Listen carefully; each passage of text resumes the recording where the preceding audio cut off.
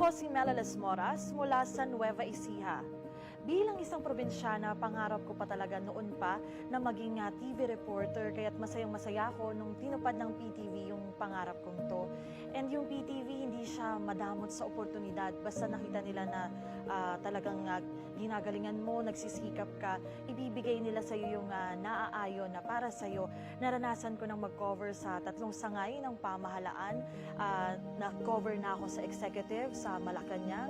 Naranasan ko na rin mag-cover sa judiciary, naging part ako ng Justice Beat, ng press corps doon. At sa ngayon, ako ay nakatutok sa House of Representatives. So, naranasan ko na din sa legislative branch.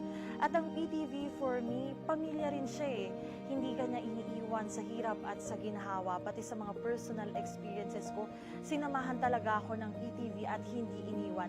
Kaya for me, PTV is not just a TV network, but it's home.